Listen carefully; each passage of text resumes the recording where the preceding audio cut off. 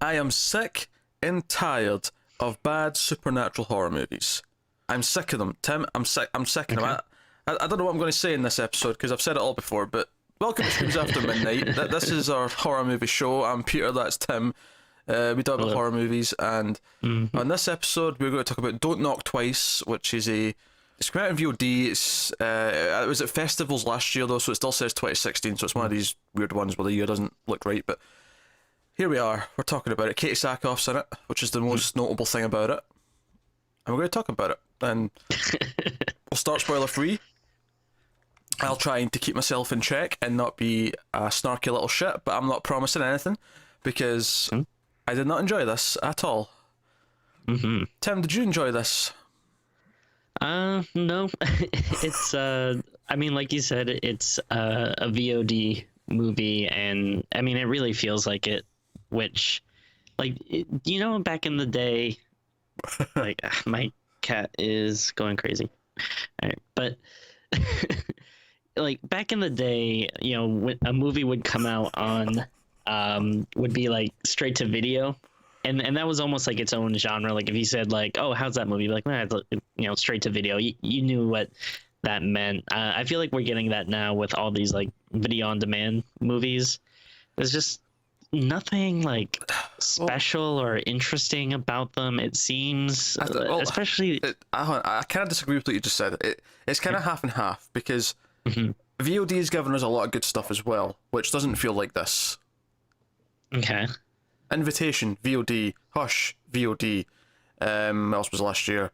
Holidays, I think, was VOD. Like, there's been a lot of good VOD movies over the past year. I feel like, I mean, to be fair, like, it's because I live out here in LA, but like a lot of those I'll see in theaters though. Like they'll have small, like theater. Yeah, but runs, they're still mainly VOD releases for most people. And for most people, yeah. Because this is the same. This had limited theatrical as well. It's not like this is accepted from what you just said. So, yeah. I get what you're saying, in that there is the sort of the shovelware portion of the crap from VOD. Kind of like there was with VHS, but even like that, like back when straight to video was first a thing in the the 80s and the early 90s, there was actually some good stuff like Puppet Master and like all that kind of stuff. That was all straight to video, and people like that. I like that.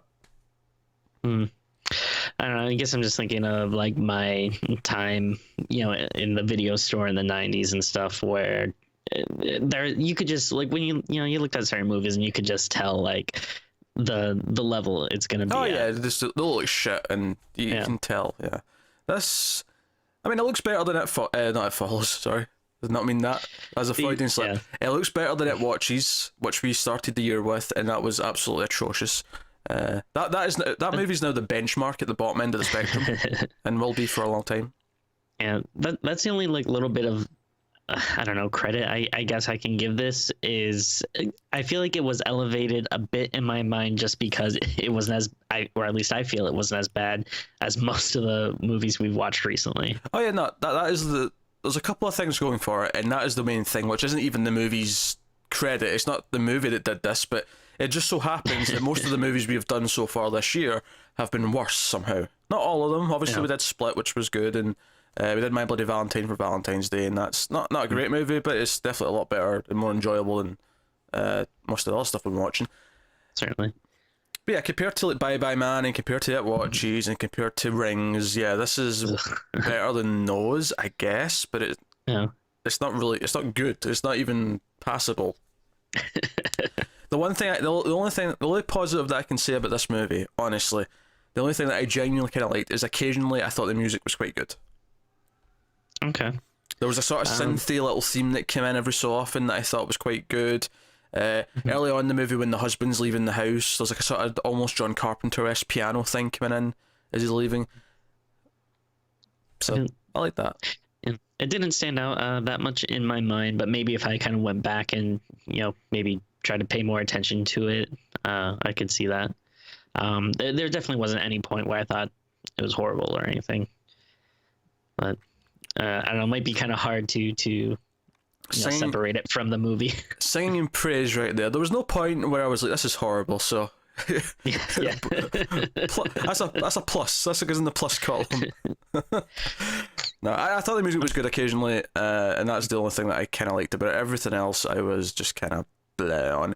I thought some of the acting was pretty atrocious. There's one character, what's her name, Tira, who is like this. She's like modeling, because Katie Sackhoff's character is like an artist who does like clay statue kind of things, and she's got her sort of model there, who's I think's the one who's wanting it done. She's like paying for this model of her and her baby. I think. I guess. I don't know. It's not. There's so much about this movie that is unclear, and I actually got like really. I would get angry at stuff. I'd be like, why are they not explaining this? And then they would like some stuff they would explain later on. But then I was like, oh, why didn't you tell me that sooner? I was just like mad about it. Now I don't care about it. And there's a lot of weird ways with this storytelling in this, and I know that's not a good sentence, but I thought the storytelling in this was pretty bad. When you're going to criticise a movie script and you're telling them to write a better script, say it in a good English sentence, because otherwise your complaint's somewhat null and void. No, I agree. There was lots of things that I don't think made a lot of sense or weren't explained properly, and then even when they were kind of explained, they didn't really feel like they'd explained them that well. Yeah. And there was a lot of that. But this actress Tira, who's like the model that's wanting this clay statue done of her, I thought she was atrocious.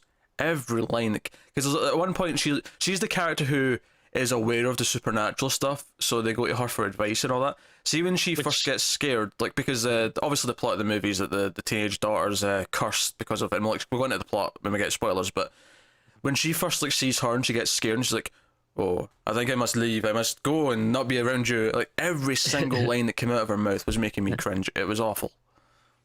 And that is one of those, like, really weird, crazy things that was just so out of nowhere. Like, all of a sudden she starts talking about, like these gifts she has, and it's such a weird thing to just be like, all right, I guess we're supposed to just accept this and not be like, oh, okay, this is crazy. This, like, almost non-existent character before that had like 2 seconds of screen time is now like telling us where the story is going to go. Yeah, it comes out of nowhere. It's not set up properly, and then it just kind of feeds into my problem with a lot of these bad supernatural movies, is that there's no rules to anything to do with the supernatural entity. It just stuff happens. No. And at one point the characters act like there is rules, because they destroy all the doors because Katie Sackhoff's character's quite wealthy now with her husband. She's like a big artist in the statue business. Yeah. Weird. And her husband's like a successful banker. They've got a big house, and at one point they like destroy all the doors because the ghosts or whatever. Well, what I love about this is, her daughter is going through all this stuff, being kind of haunted, stalked by this ghost or whatever, and she like finally like tells her mom everything that's going on, and her mom's just kind of like, I have an idea. And then they start taking off all the, like, what? You don't know anything about the situation, and like you just are completely going with it. Yeah, because I feel like I thought maybe I'm not paying attention as much as I normally do because it's shit. Like, maybe that's what's going on. But when they started taking down all the doors, I'm like, but why? Have we established that she uses like doors to like? She has to knock before she can come in? Like, have we established that? No. I don't think we have. I don't remember that being brought up. And certainly not. And it doesn't work. Sure enough, 5 minutes later, it doesn't work. And not only does it not work, they were leaving the house anyway. Because they bring up, we're getting our passports. We're going to presumably fly to the... Because it's set in England. It's set in England because Katie Sackhoff's husband's English. Her daughter's grown up there. She's got an English accent. So presumably they're going to fly to America. Because they've got their passports out. And she's like, yeah, we'll go to my homeland. And... So they get the passports, and then stuff immediately starts happening. It's like, well, why did you do all the doors then if you were just leaving in the morning? Yeah. I don't know. The whole thing, nothing feels properly set up or paid off, and even when the stuff that they do set up is so clunky. I shit you not. There was a line of dialogue, that exposition that explained something halfway through this movie, and as soon as they said it, I knew how the movie was ending. Mm-hmm. And it ended exactly like I thought it would. There was no nothing about it that was surprising. There was no like variance in what I thought. It was exactly beat for beat what I thought the ending was going to be, except for the fact, of course, that it was a lot quicker than I thought it would be. It was sped up, which is probably my first thing I noticed about this movie. The first 10-15 minutes, they go through so many like suspense, scary sequences that they're trying to do that I was like exhausted by like the 15-minute mark. I feel like this is we haven't complained about this that much recently, but this movie I feel like is a big what the hell I forget the word, but it has a lot of really dumb, cheap jump scares. All right, yeah, okay. Yeah. Jump scares. I was trying to, Jump scares is the word you're looking for. no, well, I was trying to phrase it like the movie is a proponent. Was it? Okay, yeah, proponent of jump scares. That's what I was trying to say. That's the word you're going for. No, you're right. We even have one of our favourite types of jump scare where it turns out to be a dream and she wakes up. Yeah. We have one of those. Got to have one of those in your shitty supernatural horror movie. It's not that without it. And going back to your point, I will say that I didn't necessarily see the ending coming. Well, like I kept going back and forth just because like the way they told it and like would reveal information, like I kept going like it felt so forced, like the movie wanted you to think like this is what's gonna happen, and then they'd be like, no, actually it's gonna be this, and then they'd be like, no, it's actually this, and like, but it feels so like forceful. And yeah, because it does that thing. It does that really arrogant thing where it thinks it's giving you this great twist.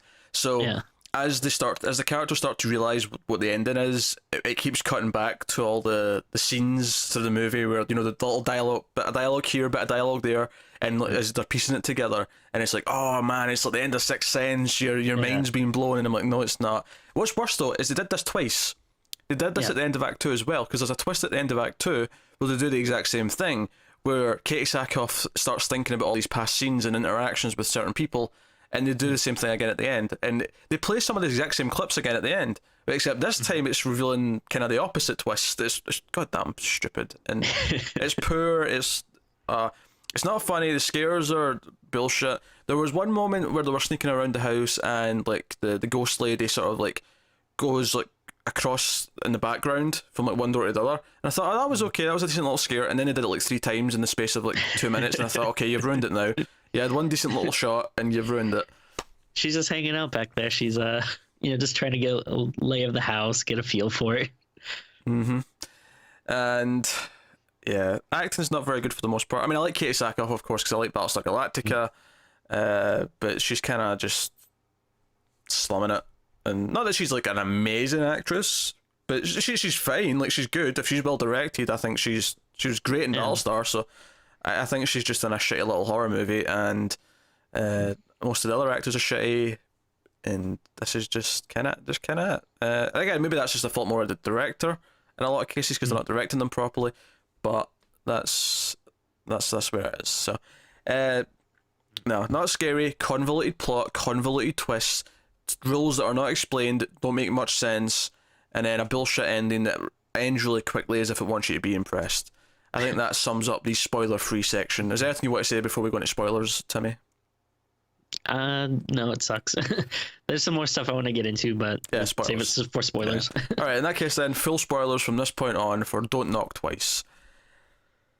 Okay, so the movie starts with a scene at like a home for children, and Katie Sackhoff and her husband are trying to get her daughter back because the daughter's been there for X number of years.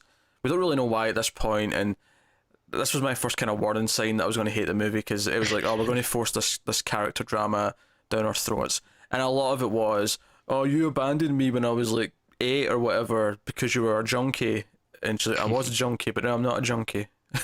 Yeah. And I'm rich. Which is actually one of the big failings of the whole character drama thing, is that it never really feels like her character. She doesn't feel like an ex-junkie. She never feels like that at all. Yeah. And this is probably a dumb question, but I don't like, is that just something you can do? Like, just give your kid up for adoption and then, a couple of years later be like, I changed my mind. Maybe, do you think I get my kid back now? I think it... I guess it depends. Like in this case, because she wasn't given up that young, and because typically adoption, you put them up for adoption really young. It's like almost right away. I think it's a case of because she was taken away for her own good kind of thing, because her mother was a junkie. I think maybe it's just a case of she wasn't adopted because she was already so old, and she's still kicking about in foster homes. So all right. So they're just trying to get her back. So I mean, she does make a point. I'll at least defend it a little bit and say she makes a point of saying that they've been trying for years to get her back. It's not been a easy process. All right. So I don't want to defend it because I don't, but that's the least of my problems, Timmy. I love that you're toning in on that. But my problems are all. Oh no, I'm not saying that was my number one problem or anything. Just a thought. Don't lie. Okay, yeah, that was. Other than that, great movie. That was my one criticism. Oh dear. So the daughter, whose name's Chloe, her and her friend Danny go to a random house. Just like this weird, like derelict house, like on the side of the highway. Yeah, it's weird because there's like no buildings around it. It's very on its own. Very solitude. And we get clunkily introduced to this idea that someone lived in the house that took a kid. Like there's a sort of passing line of dialogue, but for some reason she gets really scared and freaked out because of the history. Because we find out later, of course, it's not explained in this scene, but we find out later that their friend when they were younger was taken, and they think it was the woman in this house. But so this all seems poor taste on Danny's part from the first get-go. Oh, yeah. Like if this actually happened, why would you be taking presumably your girlfriend to this house, but you know this bad shit went down years ago, you know it's going to deeply affect her, and she gets upset, is like, oh, I'm sorry, I was cracking jokes. But let me tell you the legend anyway. Apparently if you knock twice, she'll come and get you. I'm going to go knock. Yeah. And he goes up and knocks. This really annoyed me because we talked before about liking rules and rituals and stuff, and I do like an interesting, like, oh, do this and this person will come or whatever, but this just feels so lazy. It's just like, oh, you just knocked twice. It's like, that's it? Yeah, you just knocked twice. That's all you have to do. You don't even have to say anything, like do a little dance, bring a sacrifice or something. Like, nope, just a couple of knocks. It's still not quite as bad as just saying the bye-bye man. I'll give them that at the very least. True.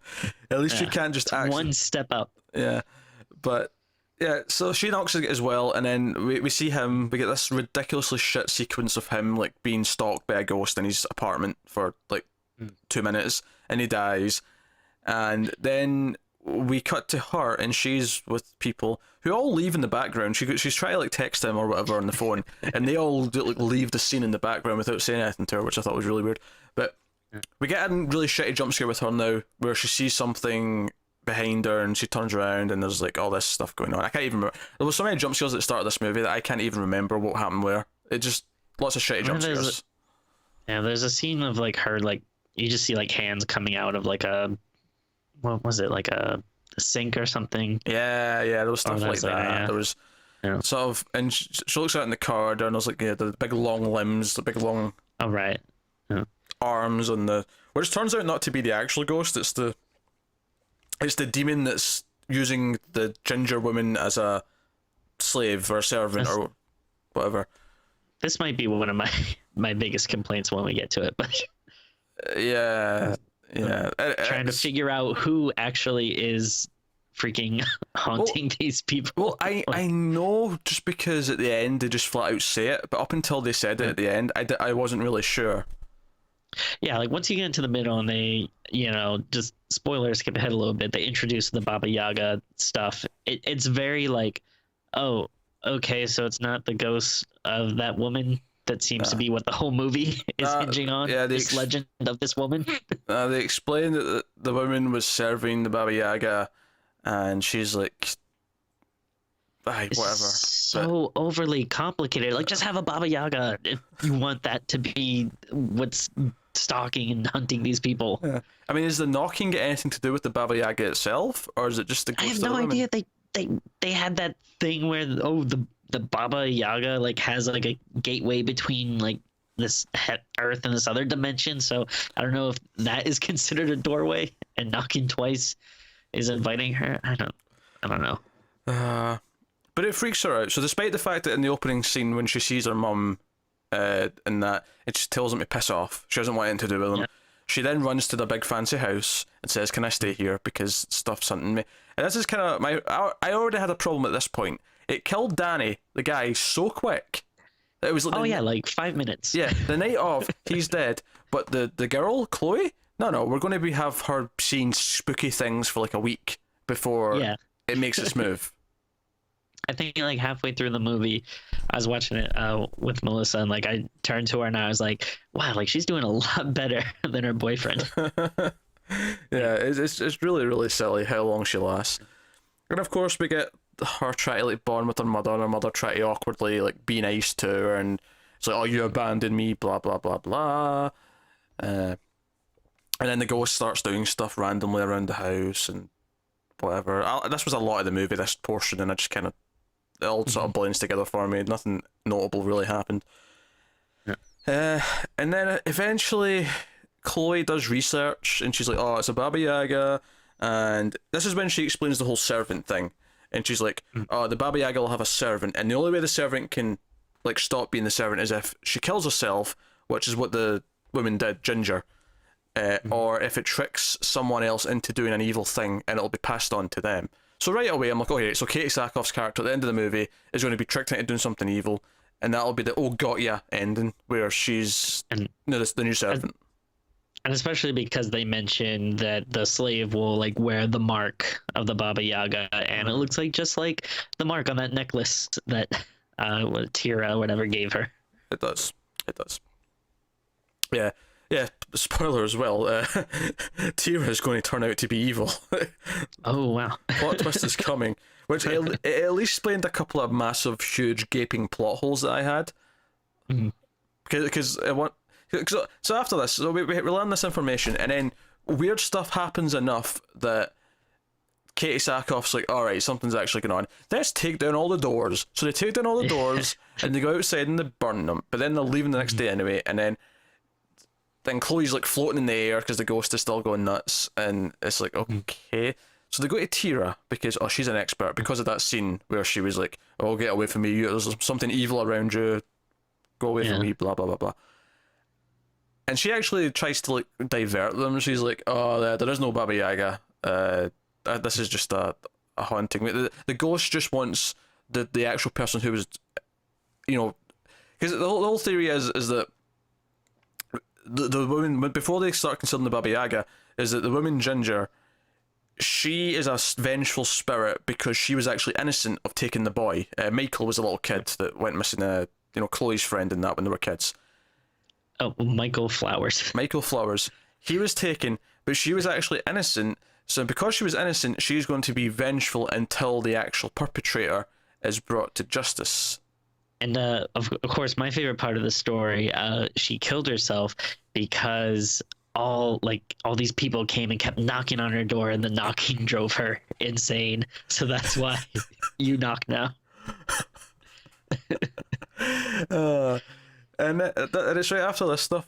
So Chloe disappears just randomly, and Sackhoff. I should be calling her Jess because that's her character, but she's Katie Sackhoff. Yeah. But she. So. Which we just talked about like last week with Rings. Like when people are in this intense situation, like why separate even for a second? I'm not sure it was intentional in this case though. I think it's implied that this was ghostly things happening that were making them separate. I thought I thought maybe we were talking about later on, but there are scenes like later on where Chloe will just like go and start doing her own thing. Sure. But yeah, so she gets back to her car, and this is when there's part of the statue that was broken earlier is there, and you hear a bit of voiceover from Tira going, "And if you listen, the spirit will guide you." It just comes out of nowhere, and I just started laughing because it was such a ridiculous, cheesy bullshit. Like, let's just have things happen so that she can solve the case, and it leads her to like a church or whatever. And there's just, for some reason, under a sheet, it's all rubble. It's all it's kind of like torn down and it's kind of falling apart and all the rest of it. And for some reason, there's just this perfectly clean like folder in the rubble. Not even as, And this is where we get. and all I could think is, why was this hiding here? And don't get me wrong, the twist later on that Tira planted this here, okay, fine, that explains it to me. But why isn't Katie Sackhoff going, why the hell is this perfectly clean folder with all this dirty rubble? Yeah, it makes no sense. It's strange unless she thought the ghost left it there for her. But like, this is my big complaint about the movie. There's so much crap like this that like made me angry and like question what is going on, which, to be fair, by the end pretty much everything is kind of wrapped up for the most part. But like, I can't enjoy it while I'm watching it because everything is so stupid and raising questions. And you know what I mean? If you want, you can still twist it and say that she planted it, but have her plant it in a place that makes some goddamn sense. Yeah. This is just so random. Why would, if he was the one hiding this, if it was true that he was guilty of actually kidnapping the kid, which is what she wants her to believe, and there's like footage on a USB stick and there's like files about all the case and all that to try and like sort of help her link up the fact that maybe it was him that kidnapped the kids and whatever. Like, if this is what he was hiding, hide it somewhere that he would actually hide it. He wouldn't just hide it in a random church. If anything, he'd want to destroy it. Yeah. No, I don't know. And she ends up going to the the home for children where they want to like have a case because they found Chloe. Detective brought her in, and she then notices on all the photos that the detective's been like, the football games, he's been the coach, the volunteer coach for all the kids, and she's like, oh man, it's him, he's the paedophile. And like earlier, like that same detective had told her like, oh, in most kidnapping cases, like 99% of the time it's someone that they know. Well, this is the first time I was talking about earlier how it does this twice, where it cuts back to all these previous scenes. Oh yeah. And it replays the lines of dialogue. This is the first time it does it, when she's looking at the photos and she's remembering all these moments, and it's like, I'm piecing it together, it's all connected. So she goes and grabs Chloe and they run out, they escape, they make a run for it. Mm-hmm. And they're just walking through the street, and then the sewer access or whatever on the pavement opens and Chloe just vanishes down it because magic. You forgot that sewer grates are also doors. Yes. that it literally just happens. They're in the middle of the street, broad daylight, and the thing just opens and she falls down into it. Magic, and she's gone. Which is like, why has the ghost been having so much trouble? Like, if it was this easy. Now. Yeah. That's easy. And people who, if you like the movie for some reason, you're probably going to try and say, well, it was all part of her plan because Tira wanted to pass on the servant role to her. I'm like, but why would the ghost care if it's, like, why would Baba Yaga care if it's passed on? Like, they have their servant, they're good. Yeah, it wouldn't. I don't get it. It makes no sense. Does not make sense. No. So Sackhoff goes all the way to the house, the creepy house, and tries to like break in, and she ends up like stabbing her foot when she's breaking in the window. And then the police show up because they know she's there for reasons. And she goes up to try and knock on the door, but she ends up getting taken in, and the detective's like grilling her and and she like basically accuses him of everything, says, oh, you kidnapped the kids, it was you, and blah blah blah. Then he understandably gets awkward and leaves the room, because even if you're innocent, you're like, all right, I need to go and process all this info. Like, why did she think all this? All right. And then for some reason, and this is where the movie, like, I wasn't enjoying it, it was shit up until this point, but this is where the movie completely lost me. Because Katie Sackhoff's in her cell, in the jail, and she uses the blood from her foot to write a message on the wall. Oh my god! Which, when we see it later, because we don't see it at the time, we see it later when the detective sees it. It's a message to him. It says, "You know where to find me." But for some reason, writing this message on the wall, the Baba Yaga shows up and like opens a portal. Yeah, when like you first see her writing, I assumed that she was going to, I don't know, make some type of like symbol or something that would summon the Baba Yaga. Or write knock knock, because that'll summon her. Oh, actually, I thought she was gonna make like a door in blood and then like knock on the door. That'd have been good. But yeah, no, she just writes with a ton of blood. Like, I'm surprised she's not passing out with how much blood she puts on the wall. This is a massive amount of blood, like, on top of the, I was assuming a large amount that she already lost earlier. Yeah, because it's not like she just writes in like, like little like streaky letters. Like it's very full. It's very large. Yeah, it's proper full hand. Like full hands down the line. Yeah. And like you probably could have also like, gotten the same message by, just putting down like, abandoned house or something like, or or even just the words "her house." Yeah, done. There you go. Done. Fewest amount of letters, but no. She wanted to make sure she had a whole sentence. Yeah, proper where to grammar. find me. Full stop.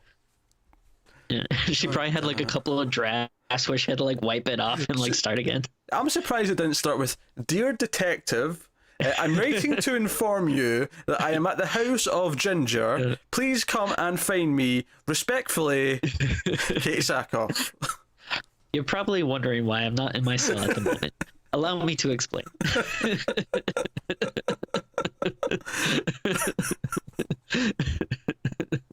Alright. So the Baba Yaga shows up and it turns the back of the cell into a portal, which takes her into the forest, which leads to the cage that Chloe's in for some reason. This is like the Baba Yaga's dimension where everyone is. And for some reason, this leads to her there. And then for some reason on top of that, they can then go from there. They can crawl through some rocks in this like secret prison area, and it takes them into the house, Ginger's house. Yeah. Now, when we're leaving out an important part here, before they do that, for some reason, instead of Chloe just being eaten by the Baba Yaga herself, she's just kept in a cage and shown a vision of the past of what's her face, Mary or whatever, eating Michael Flowers or giving Michael Flowers to the Baba Yaga. It's Baba Yaga that eats them. Yeah. Why? She just to show her that. That's a good question, Tim. That is the entire movie. Why? It's the entire goddamn movie. So apparently crawling through the rocks leads to the house. So they're in the house. At the same time, we see the detectives arrived and is coming into the house to have a look around. And then this is where like the editing gets really bad in some of these places, especially at the start and the end of the movie, because they like run out the house and then they hear the detective from inside and he's already in there and he's like at the bottom of the door, like, and he gets dragged back in from the bottom. And it's like it feels like we missed some beats. It feels like there was stuff cut out, or it feels like it just doesn't flow and whatever, but he gets dragged back in. And technically, did he knock twice? Or, I mean, is it just because he was already in the house? Yeah, I think they just... that it can eat him? Yeah, Baba Yaga just... Or... Not Baba Yaga. Ginger. Which is the weird thing. Like, the whole thing... Like, alright, so Ginger wants vengeance, but then we find out that she's just a servant for the Baba Yaga, so does the Baba Yaga give a shit about the cop? I don't think she does. No idea. It doesn't... It makes no goddamn... They go back... Well, it cuts from this... Because the husband left near the start of the movie after a couple of scenes with the daughter. He leaves because he's got like a business thing in another country, and he comes back. It cuts back to him at the house, and he comes walking into the house in broad daylight, and all the doors are missing. And I started laughing. I thought it was so funny that he just comes back. They've not even tried to call him up until this point. They've not said there's something wrong. We've left the house. Yeah. Stuff's going bad. This is again, characters not communicating when she can just phone him at any point in the movie, but she doesn't. And he just walks back in and all the doors are missing, and I thought that was hilarious. And then he walks into a room and he sees someone, and we see like a bit of a white shoulder, whoever it is wearing a white sort of overall or something. And he says he's phoning the police. And then the Sackhoff and Chloe come back to the house and they try and phone him because they see his bags are there, his suitcases and stuff. So they try and phone him. He doesn't answer, but leave a message saying, "Look, we're back, we're home, we're safe, love you, come get us." And it's around all this bit. where Sakov says to Chloe, "Don't worry, the detective deserved it because he's the one who kidnapped Michael." And Chloe's like, "No, he didn't. He was always nice to us. He protected us. In fact, when I was in the dimension, for some reason, the Baba Yaga gave me a vision, a memory of the past where she ate Michael because Ginger gave her Michael." Yeah. And they rush through to all the research they had earlier on the pool table, and they're like, "Oh dear!" And this is when we get the second unraveling thing. So it's during this unraveling, and we see like all the clips of like, what really made me laugh is that the clips of the detective saying, "Oh, it's usually someone who knows them," and all the other bits. It was a lot of the same clips that were in the last unraveling. It's just that this time it's revealing the opposite thing. And we also see during all this that the person in white was Tira, who has murdered her husband. And she had the symbol on her skin.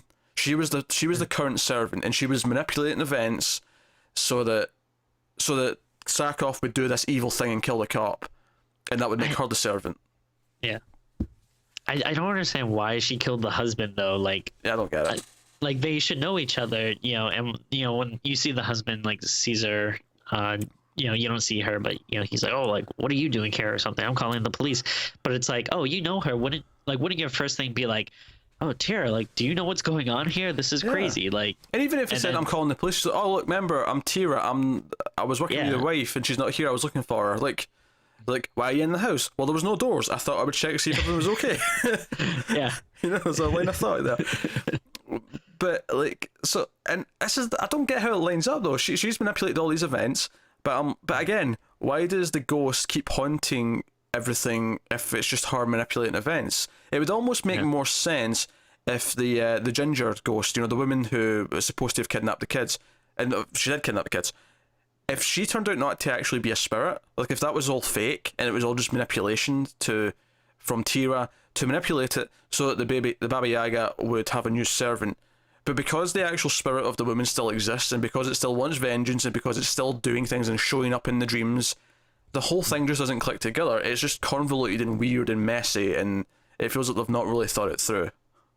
It's so strange.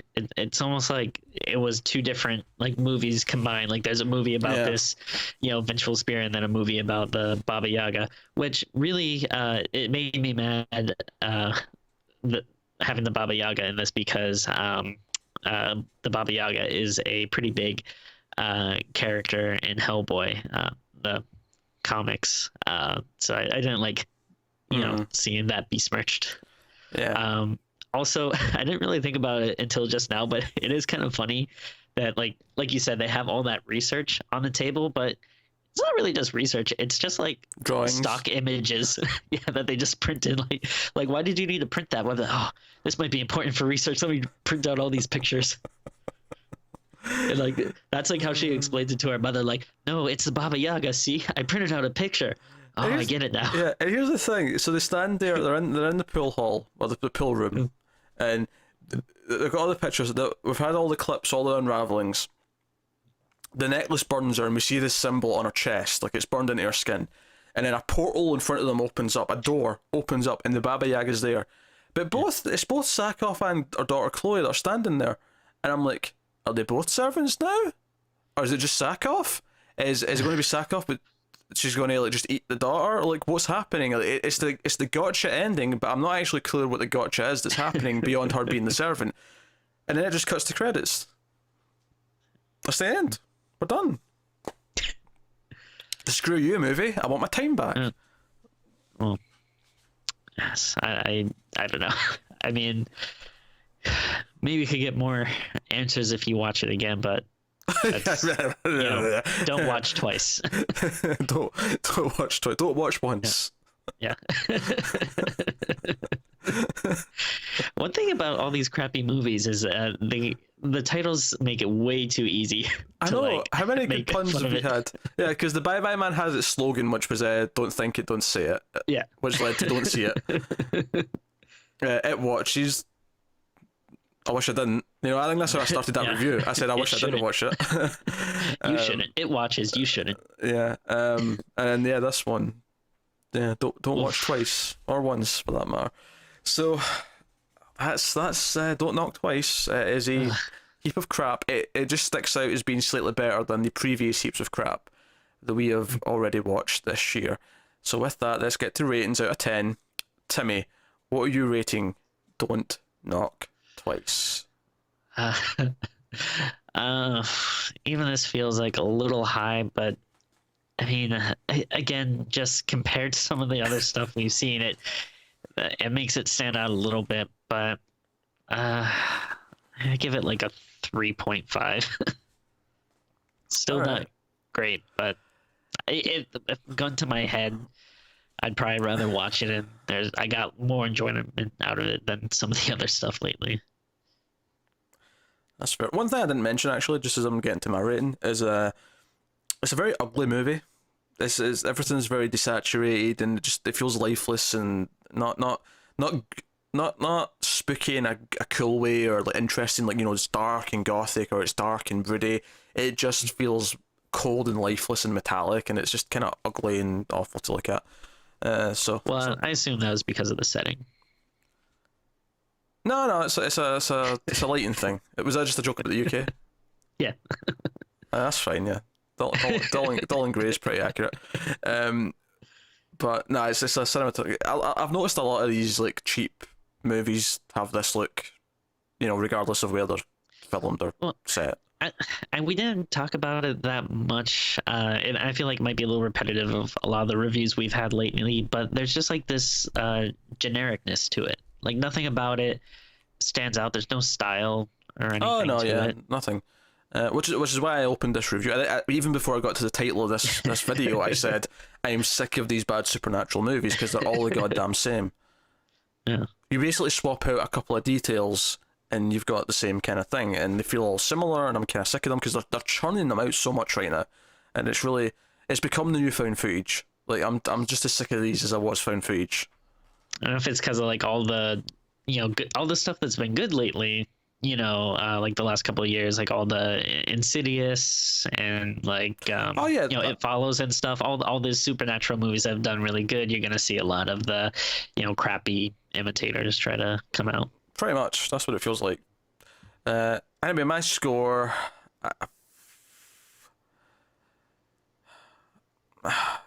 I like some of the music. That's the positive points it gets.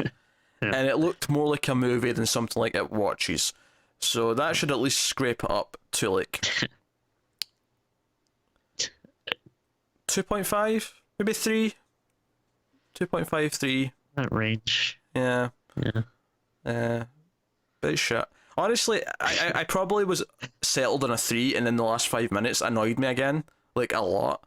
So yeah, 2.5. I'm going to settle on 2.5. It's one of those. It's one of those things too where I watched it like a little earlier than you, so like you're a little fresh on it. But I had a couple of days to sit on it, and when I was, you know, thinking back on it, I was like, I definitely didn't like it, but I was like, you know, just kind of forgot it a little bit. But just talking about it has started making me angry. Yeah, honestly, that is something I would add. Yeah, it is insanely forgettable. Like, I'm not going to everything I talked about in this video. I'm going to forget all of it by next week.